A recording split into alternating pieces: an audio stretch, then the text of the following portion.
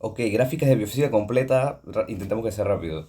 Primeramente, la gráfica de tensión versus deformación de un hueso nos relaciona estos dos parámetros, ¿no? Tensión y deformación. Nos dice que la pendiente de esta gráfica es el módulo de elasticidad y en cuanto más grande sea la pendiente, más rigidez presentará el hueso y será más fácil fracturarlo. Obviamente, si el hueso es más rígido, pues es más fácil fracturarlo, ¿no?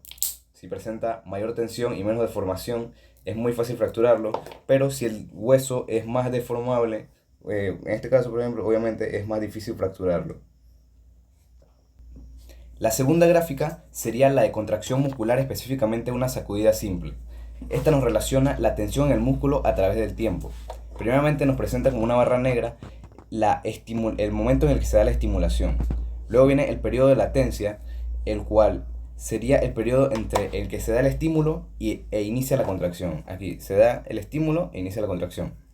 Este periodo abarca todo lo que es la liberación de acetilcolina en la unión neuromuscular, la generación de los potenciales de placa motora, etc.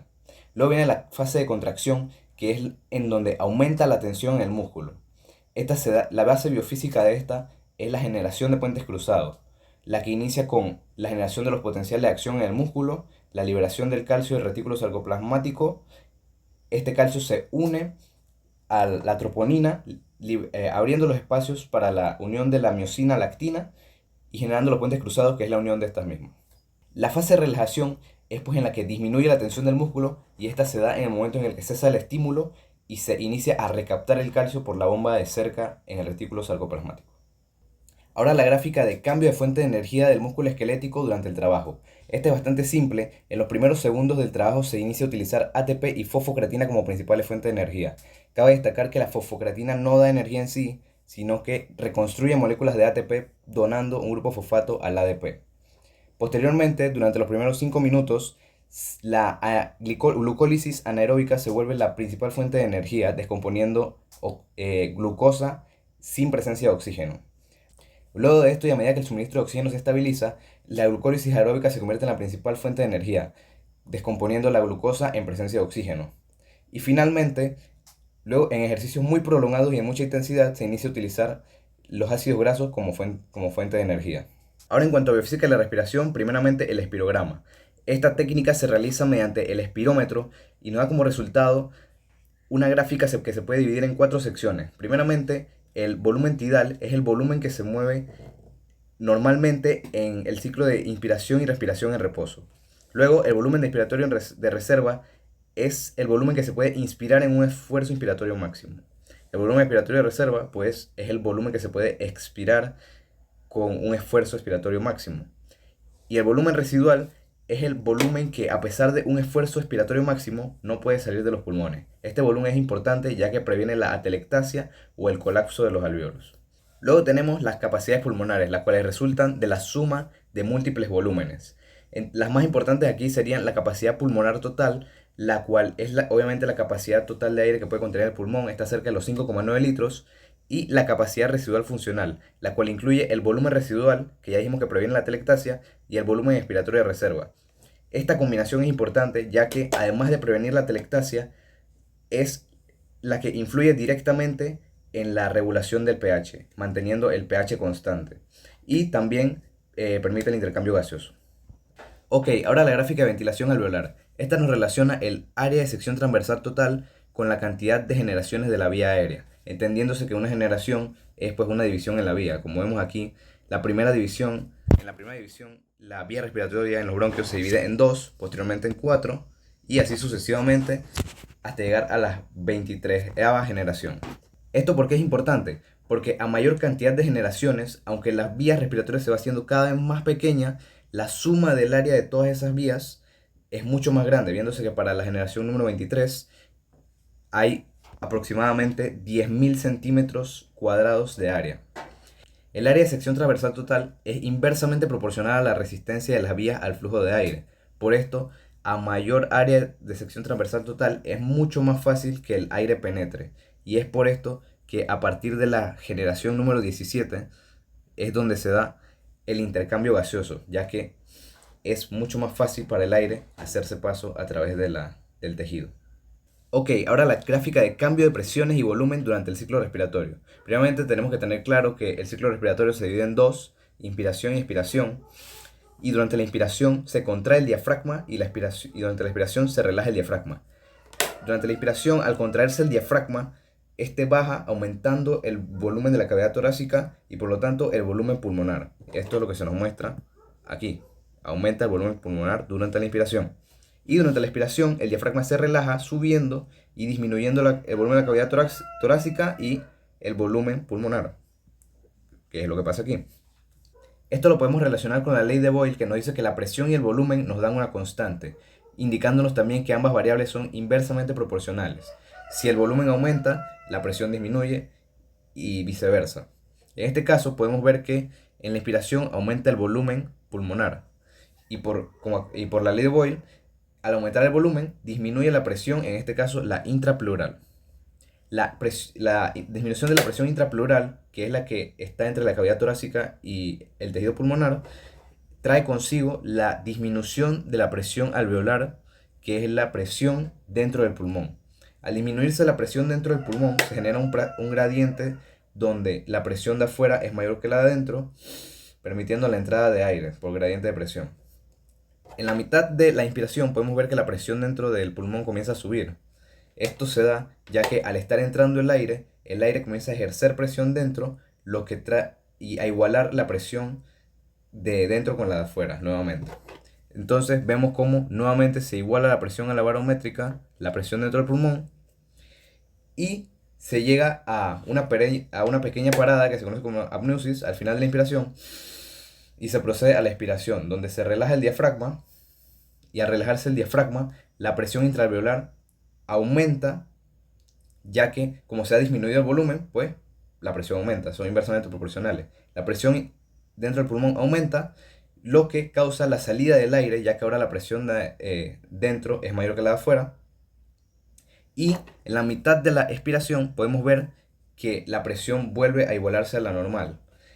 Y esto es causado ya que al expirar el pulmón el pulmón no se contrae. Luego de disminuir su volumen, vuelve a su estado normal gracias a la acción de las fibras retráctiles, que son la elastina y el colágeno. Ahora, esta gráfica representa la estructura fibroelástica del pulmón. Nos habla de que a medida que entra más volumen de aire al pulmón, aumenta la tensión y por lo tanto aumenta la longitud de las fibras elásticas. En el punto A hay muy poco volumen dentro del pulmón, por lo que la tensión es muy disminuida y las fibras elásticas se encuentran muy retraídas. Y en el punto C, que es el punto de tensión máxima, o sea, donde hay más aire en el pulmón, las fibras se encuentran muy estiradas y por lo tanto están ejerciendo una fuerza contraria. Y por lo tanto están ejerciendo una fuerza contraria, que es la fuerza de retracción. Ok, ahora la gráfica de distensibilidad toracopulmonar. Esta es una gráfica de volumen versus presión, la cual nos muestra al pulmón en estado de FRC o con el volumen o la capacidad residual funcional. La pendiente de esta gráfica es la distensibilidad pulmonar y nos dice que en la base del pulmón, en esta zona, la distensibilidad se encuentra disminuida, en el ápice también, y que la zona de máxima distensibilidad del pulmón es la zona media. ¿Cómo se explica que la zona media sea la de mayor distensibilidad? Pues en la base encontramos una presión intrapleural muy baja, lo que hace que la presión externa ejerza mucha fuerza sobre esa zona, por lo que el alveolo está muy comprimido y es menos distensible. En la parte superior, la presión intrapleural es mayor, por lo que la presión externa no ejerce tanta presión sobre esa zona, lo que hace que el alveolo por defecto esté más distendido ya. Pero en la zona media existe por lo tanto una presión intermedia que permite que el alveolo se distienda más. Hay que recordar que la distensibilidad es la capacidad de deformación, por lo que estamos viendo cuál se puede deformar más. En el ápice los alveolos ya están muy deformados, en la base están muy poco, pero la zona media, al estar justamente en el intermedio, genera un mayor cambio al distenderse. Y ya, también en la gráfica lo podemos corroborar, ya que como la pendiente es la distensibilidad, en la zona media vemos que la pendiente es mucho mayor, en el ápice es mucho menor y en la base es mucho menor. El principio de esta gráfica se puede aplicar a esta otra. la cual también es una gráfica de distensibilidad, pero ahora se analizan tanto la capacidad residual funcional como la capacidad total del pulmón. Aquí se ve capacidad residual funcional, capacidad total del pulmón. Y analizando el estado de un pulmón normal con otras dos patologías. Ok, aquí establecemos el pulmón normal como una referencia y observamos la fibrosis. Vemos que tanto en capacidad residual funcional como en la capacidad pulmonar total están disminuidas en comparado con la normal. Esto nos dice que hay una muy baja distensibilidad y que esta baja distensibilidad causa que no pueda entrar mucho volumen de aire al pulmón, lo que obviamente nos trae problemas de ventilación o de intercambio gaseoso. Luego, si observamos el enfisema, tanto la capacidad pulmonar total como la capacidad funcional residual están aumentadas, lo que nos dice que el pulmón es muy distensible, pero esto no es bueno, ya que al estar muy distendido se pierde esa capacidad del tejido de retraerse al final de la expiración. Queda mucho volumen de aire atrapado dentro, lo que también afecta la ventilación. En conclusión, en un pulmón con enfisema vemos una retractibilidad pulmonar disminuida, una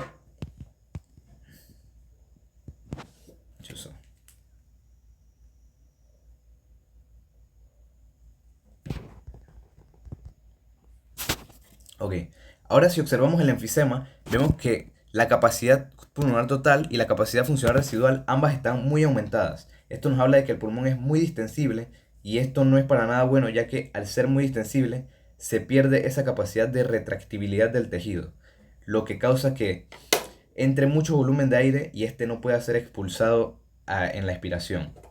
Por lo tanto, podemos concluir que en el enfisema los volúmenes están aumentados, la retracción del tejido está muy disminuida y la distensibilidad está aumentada. Y en la fibrosis lo contrario, volúmenes disminuidos, distensibilidad disminuida. Ahora esta es la gráfica de flujo versus volumen pulmonar. Primero hay que resaltar que hacia arriba está la expiración y hacia abajo la inspiración. Esta nos señala cómo en la expiración al inicio hay mucho flujo de aire hacia afuera. Hay mucho flujo de aire, el cual va disminuyendo hasta la terminación de la expiración. Luego nos dice que en la inspiración también hay mucho flujo de aire hacia adentro y este va disminuyendo hasta el final de la inspiración, llegando a la capacidad pulmonar total. Lo importante de esto sería que esta gráfica representa un pulmón normal y podemos relacionarla con las diferentes patologías. En caso de una patología restrictiva, la forma de la gráfica se mantendrá, pero el área que ocupa es mucho menor. Y en caso de una patología obstructiva, vemos que la diferencia es que la disminución del flujo expiratorio es mucho más brusca en este punto. Un ejemplo de patología restrictiva sería el asma, ya que al estrechar las vías aéreas restringe el flujo de aire hacia adentro, lo que causa que el volumen se encuentre disminuido. Y en caso de la patología obstructiva sería el enfisema, ya que se reduce el flujo de aire causado por la pérdida del tejido funcional, aumentando la resistencia del flujo de aire por la destrucción de la vía aérea y disminuyéndose el FEP1, que es justamente este punto. La curva de saturación de la hemoglobina es una gráfica de presión parcial de oxígeno en el eje de las X por porcentaje de saturación de hemoglobina en el eje de la Y. Esta nos dice cuál es la presión parcial de oxígeno para tener cierta saturación de hemoglobina. Por ejemplo, en la línea morada podemos ver que es necesaria una presión de aproximadamente 26 milímetros de mercurio para obtener 50% de la saturación de la hemoglobina. Justamente la P50 es una medida muy importante, ya que nos dice cuál es la presión necesaria para tener 50% de la saturación de oxígeno. Si necesitamos una presión más de 26, que es lo normal, estamos hablando de que la afinidad del oxígeno por la hemoglobina se encuentra disminuida y por eso es necesaria una mayor presión para saturarla. Y el caso contrario, de que se necesite una menor presión para llegar a ese 50% de saturación, estamos hablando de que la afinidad del oxígeno por la hemoglobina se encuentra aumentada y que por eso es necesario menor presión para que se unan. Entonces, si hay una afinidad aumentada, estamos hablando de una curva asociativa pulmonar. Si hay una afinidad disminuida, estamos hablando de una curva disociativa o tisular. La afinidad aumentada del oxígeno puede depender de múltiples factores, pero entre estos están el aumento del pH, la disminución de la temperatura, la disminución de los niveles de 2,3 dPg y la disminución de la presión parcial de CO2. El tipo de hemoglobina presente también influye, ya que en caso de haber carboxihemoglobina o methemoglobina, esto aumenta la afinidad. Una afinidad disminuida ocurre por todo lo contrario. Una disminución del pH, aumento de la temperatura, aumento de los niveles de 2,3 dpg y aumento de la presión parcial de CO2. Y aquí también tiene importancia la hemoglobina anormal o la falciforme, pues la que se da en la anemia falciforme. Esta disminución de la afinidad cuando hay hemoglobina S, que es la de la anemia falciforme, se puede resumir en que hay un cambio en la estructura. La estructura ya no es la adecuada. Ok, ahora speedrun de hidrostática porque ya me demoré demasiado. Esta es una gráfica de viscosidad relativa de la sangre que nos compara la sangre en policitemia, saludable y anemia y nos compara hematocrito versus la viscosidad relativa de la sangre. Nos dice que cuando el hematocrito es menor al 45% se está hablando de una anemia y que la viscosidad de la sangre es baja y la velocidad aumenta. Cuando el hematocrito es mayor al 45%, la viscosidad de la sangre aumenta y la velocidad disminuye, diciéndonos que un hematocrito normal es de 45, exactamente. Y la anemia nos habla de un transporte ineficiente de oxígeno, mientras que la policistemia también nos habla de un transporte ineficiente de oxígeno, pero este incluye la formación de coágulos también, la policistemia. Ya. ¿Qué es el tubo Venturi? El tubo Venturi es utilizado en la medida de la velocidad de los fluidos incompresibles. Este básicamente nos dice la relación inversa que hay entre la velocidad y la presión, demostrándonos que en los puntos de mayor velocidad es donde se encuentra la menor presión. Hay que saber que el flujo es igual al área por la velocidad. Y en base a la ecuación de continuidad, que es esta de aquí, el flujo siempre se mantiene. O sea que en los lugares donde cambia el área, como aquí, la velocidad aumenta, contrarrestando ese cambio y manteniendo siempre el flujo constante. Este efecto se ve reflejado a nivel de la sangre, como lo vemos en esta gráfica, que nos dice que el flujo se mantiene a lo largo de todo el sistema circulatorio, pero que en medio de este hay cambios tanto de área como de velocidad que se contrarrestan mutuamente. Cuando el área aumenta, la velocidad disminuye y viceversa. Cuando la velocidad aumenta, el área disminuye. Ok, solo como recordatorio, como dije cuando estábamos hablando de respiración, a mayor cantidad de generaciones, mayor es el área transversal total. Esto también se aplica al sistema circulatorio y es por esto que en los capilares, donde hay mayores generaciones, aumenta el área. Ok, para finalizar, la gráfica del mecanismo de Frank Starling. Para entender esta gráfica es necesario tener claros tres conceptos. Primeramente, el retorno venoso es el volumen de sangre que luego de hacer todo su recorrido por el sistema circulatorio vuelve a la aurícula derecha. Segundo, la precarga. El volumen de sangre que llegó con el retorno venoso hará su recorrido por el circuito pulmonar y se oxigenará llegando a la ahora marcada aurícula izquierda. De aquí, esta sangre, durante el llenado diastólico, pasará al ventrículo izquierdo, generando una presión en esta zona. Como está entrando líquido, genera una presión. Esta presión hace que ese tejido genere una tensión. Esto es a lo que conocemos como la precarga, la tensión generada en el ventrículo izquierdo. Tercero, el volumen sistólico. Este es el volumen que finalmente es eyectado del corazón. Y este es eyectado gracias a la fuerza que se generó, a la precarga. Ahora viendo la gráfica, podemos observar que en el eje de las Y se representa el volumen sistólico final, mientras que en el eje de las X se nos muestran dos variables, el retorno venoso y la precarga. Al mostrarse en el mismo eje, nos quieren decir que estas son directamente proporcionales. Una guía a la otra, que sería el retorno venoso. El retorno venoso, a su vez, también guía el volumen sistólico. Ya veremos eso. Ok, primeramente, con la línea verde se nos representa un corazón totalmente sano, con una buena función ventricular, mientras que el resto de líneas representan corazones con cierto grado de insuficiencia cardíaca, siendo la línea roja el corazón más afectado. ¿Por qué? Porque si nos fijamos en el corazón sano, al aumentar en cierta medida el retorno venoso, aumenta también considerablemente el volumen sistólico final. Mientras que en un corazón con una pobre función ventricular, al aumentar el retorno venoso la misma cantidad, el volumen sistólico final aumenta pobremente. Bueno, eso es todo. Espero que se haya entendido. Si no ha quedado claro algo, puedes decirme. Un saludo.